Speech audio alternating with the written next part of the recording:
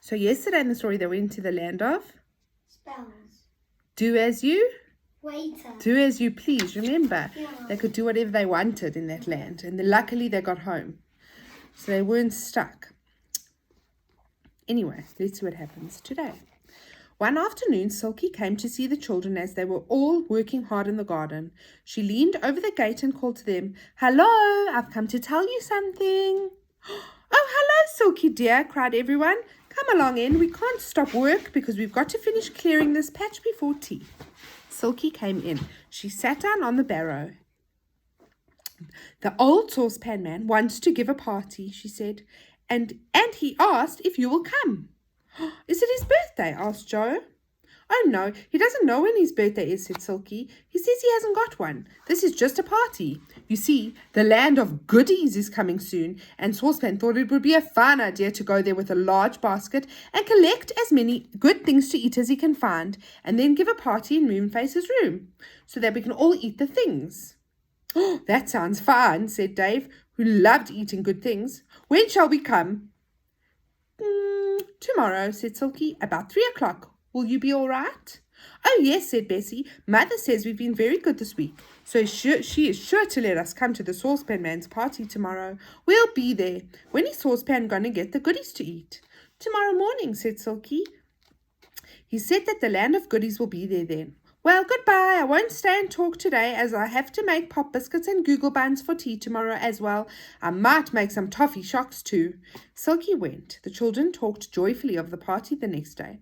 "Hope there'll be syrup pudding," said Dave. "Syrup pudding at a tea party," said Bessie. "Well, why not?" said Dave. "It's most delicious." "I hope there'll be a pink and yellow jelly too." Everyone felt excited when the next afternoon came. Mother said they might go, but she wouldn't let them put on their best clothes. "Not if you're going to climb trees," she said. "And Dave, please don't get your clothes wet this time. If you do, you'll have to stay in bed all day while I dry them." The children ran to the enchanted wood. They climbed the tree, for there was no rope that day. Up they went, shouting and a greeting to the owl in his room, to the angry pixie, and to Dame Washabot. They reached Moonface's house. He and Silky were setting out cups and saucers and plates, ready for all the goodies and that Saucepan was going to bring back. Silky handed round a bag. "Have a toffee shock," she said. Now all the children except Dave had had toffee shocks before, and providing you knew what the toffee did, it was all right. But if you didn't, it was rather alarming. A toffee shock gets bigger and bigger and bigger as you suck it, instead of smaller and smaller. Do you remember? And when it's so big that there's hardly room for it in your mouth, it explodes and goes into nothing. Joe, Bessie, and Franny watched Dave as he sucked his toffee shock, nudging one another and giggling. Dave took a big toffee shock, for he was rather a greedy boy. He popped it in his mouth and sucked hard. It tasted most delicious, but it seemed to get bigger. And bigger in his mouth.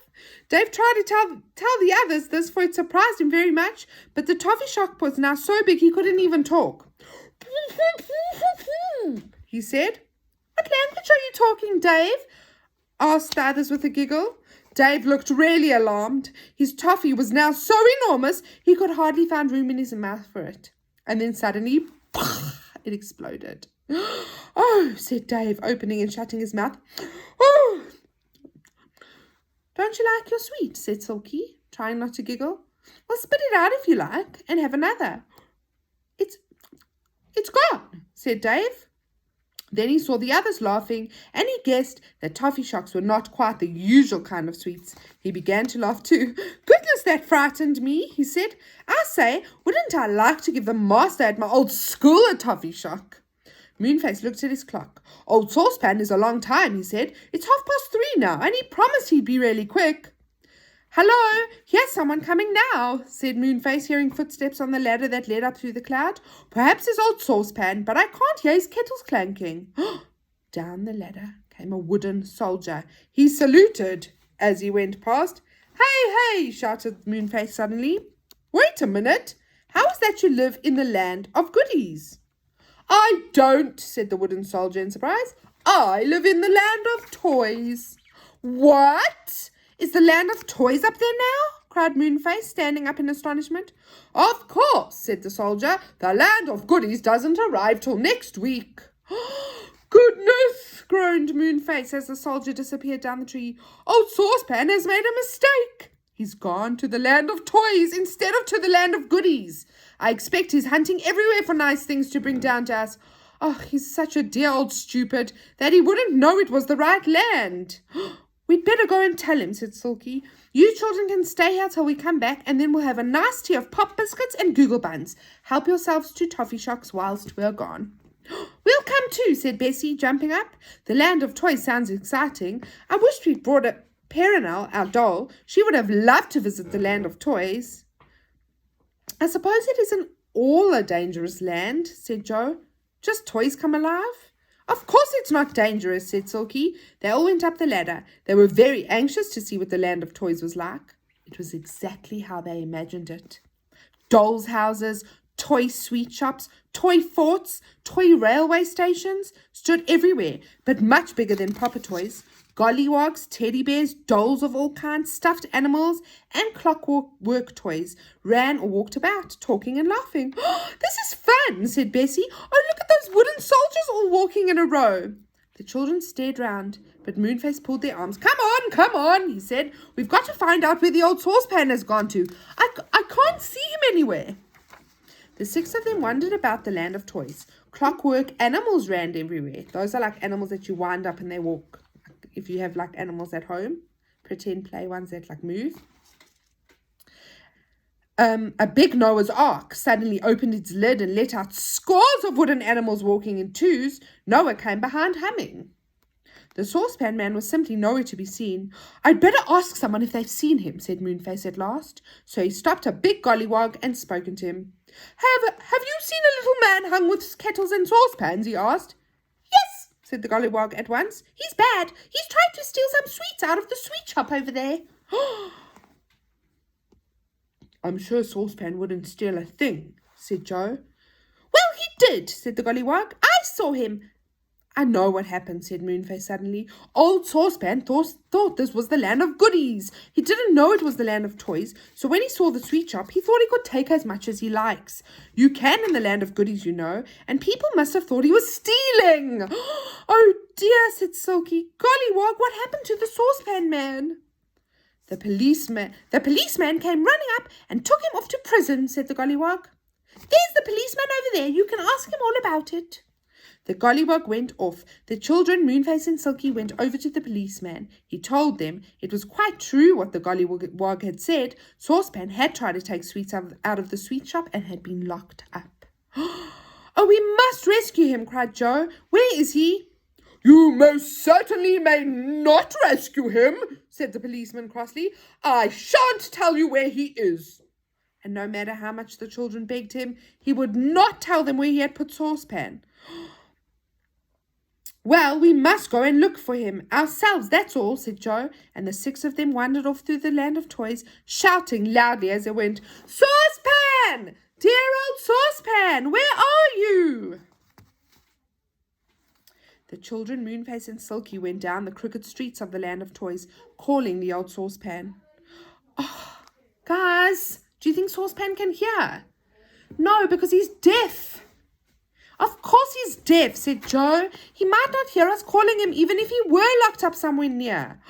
They went on again, shouting and calling. The toys hurrying by stared at them in astonishment. "Why do you keep calling Saucepan, Saucepan?" asked a beautiful dressed doll. "Are you selling saucepans or something?" "No," said Joe. "We're looking for a friend." Just then Silky heard something. "Shh," she said. "Listen, listen." Everyone stood still and listened. Then floating through the air came a well-known voice singing a silly song. "2 trees in a teapot, 2 spoons in a pie, 2 clocks up a chimney, high tiddly high." "It's Saucepan!" cried Joe. "Nobody but Saucepan sings those silly songs. Where is he?" They looked all around. There was a toy fort not far off, but of course much bigger than a proper toy fort. The song seemed to be coming from there. Joe laughed loudly. "I never knew such a stupid song in my life," he said.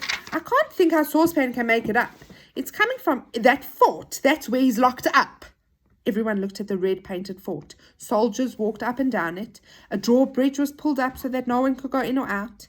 When a soldier wanted to go out the drawbridge, was let down, and the soldier stepped over it. Then it was pulled up again.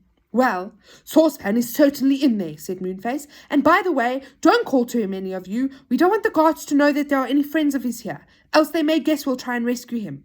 "Oh, do let's try and let him know we're here," said Bessie. "He would be so very glad. He must feel so worried and unhappy." "I know a way of telling him we're here, without anyone guessing we are friends of his," said Joe. "Listen." He stood for a moment and thought. Then he raised his voice and sang a song. Two boys in the high road, two girls in the streets, two friends feeling sorry, tweet, tweet, tweet, tweet." Everyone roared with laughter. "That's clever," said Dave. "Two boys, Saucepan will know that's you and me. Two girls, that's Bessie and Franny. Two friends, Silky and Moonface, Saucepan will know we're here." A frightful noise came from the fort. A clanging, a banging, a clanging, a crashing. Everyone listened. "That's old Saucepan dancing madly to let us know he understood," said Joe. "Now, the thing is, how are we going to rescue him?" They walked down the street talking, trying to think of some good way to save poor Saucepan. They came to a clothes shop. In it were dolls' clothes of all sorts. In the window was a set of sailors' clothes too. Joe stared at them. I just wonder if they've got any soldiers' clothes. Moonface, lend me your big purse if it's got any money in it." There they are at the clothes shop, the window. And there's Moonface giving Joe some money. And there's Bessie, Franny, and Dave. You see, guys? It's kind of scary. It's not really. It's fun. It's exciting. This part is scary. Do you think? Okay, well, let's see what happens. Moonface put his large purse into Joe's hand. Joe disappeared into the shop. He came out with 3 sets of bright red soldiers' uniforms with big black furry bear skins for hats. "Come on," he said in excitement. "Come somewhere that we shan't be seen." They all hurried down the street and came to a field where some toy cows stood grazing. They climbed over the gate and went behind the hedge. "Dave, see if this uniform will fit you," said Joe. "I'll put this one on." "But Joe, what are you going to do?" asked Bessie in surprise. "I should have thought you could have guessed," said Joe, putting on the uniform. "We're going to see if we can march into the fort and get old Saucepan out. I should think they will let down the drawbridge for us if we dress like soldiers." "Is the 3rd suit for me?" said Moonface excitedly. "No, Moonface," said Joe. "I didn't think you'd look a bit like a soldier, even if you were dressed like one. You must stay outside and look after the girls. The 3rd suit is for old Saucepan. The soldiers wouldn't let us take him out of the fort all hung round with kettles and saucepans. They would know it was the prisoner and would stop him. He'll have to take off his kettles and things and dress in this. Then maybe we can rescue him quite easily." Guys, don't you think that's a good plan? "Joe, you really, really are very clever," said Silky. Joe felt very pleased. He buckled his belt, put on his black bearskin. My word, he looked grand. So did Dave. "Now we're ready," said Joe. "Moonface, if by any chance Dave and I are caught, you must take the girls safely back to the tree, see?" "I see," said Moonface. "Good luck, boys." Everyone went out of the field and walked back to the fort. When they got near it, Dave and Joe began to march very well indeed. Left, right, left, left, right, left. They came to the fort. "Soldier, let down the drawbridge," yelled Joe in his loudest and most commanding voice. The sentinel peered over the wall of the fort. When he saw two such smart soldiers, he saluted at once and set to work to let down the drawbridge. Crash! It fell flat to the ground, and Dave and Joe walked over it into the fort. Creak! Creak! The drawbridge was drawn up again. Joe and Dave marched right into the fort. Soldiers saluted at once. "I wish to talk to the prisoner here," said Joe. "Yes, Captain," said a wooden soldier, saluting. He took a key from his belt and gave it to Joe. "First door on the right, sir," he said. "Be careful, he may be fierce." "Thanks, my man," said Joe, and he marched to the first door on the right. He unlocked it, and Dave went in and shut the door. Saucepan was there. When he saw the 2 soldiers, he fell on his knees. "Set me free! Set me free!" he begged. "I did not mean to steal the sweets. I thought this was the land of goodies." "Saucepan, it's us," whispered Joe, taking off his helmet so Saucepan could see him. "We've come to save you. Yeah, quickly, put on this uniform." "But what about my kettles and my saucepans?" said Saucepan. "I can't leave them behind." "Don't be silly. You'll have to," said Joe. "Quick, Dave, help him off with them." The 2 boys stripped off every pan and made Saucepan dress up in the red uniform. He trembled so much with excitement that they had to do up every button for him. Now, march close to us and don't say a word, said Joe. When Saucepan was ready, his kettles and saucepan lay in a heap on the floor. He fell over them as he scrambled across to Joe and Dave. Joe opened the door. All three marched out, keeping in step. Left, right, left, left, right, left. The other soldiers in the fort looked up but saw nothing but three of their comrades, or so they thought. Joe shouted to the sentinel, "Let down the drawbridge!" "Very good, Captain!" cried the sentinel, and let it down with a crash. Joe, Dave, and Saucepan marched out at once. Left, right, left, left, right, left. Moonface and the girls could hardly believe that the third soldier was Saucepan. He did look so different in a uniform without his pans hung all around him. Silky flew to hug him, and the sentinel of the fort yelled out in a loud voice, "Hey! I believe that's the prisoner! He's escaped! Hey, hey, after them!" "Goodness, run, run!" cried Joe at once, and they all ran. How they ran! Soldiers poured out of the fort after them, gollywogs, teddy bears joined in the chase, and dolls of all kinds pattered behind on their small feet. "To the hole in the cloud!" shouted Joe. "Run, Bessie, run, Franny! Oh, I do hope we get there in time." Right, that's the end for today, guys, and for the term. We're going to go have to see next term when we come back what happens and if they get saved. I hope you have a lovely holiday, and I'll see you all soon. Bye. I was like,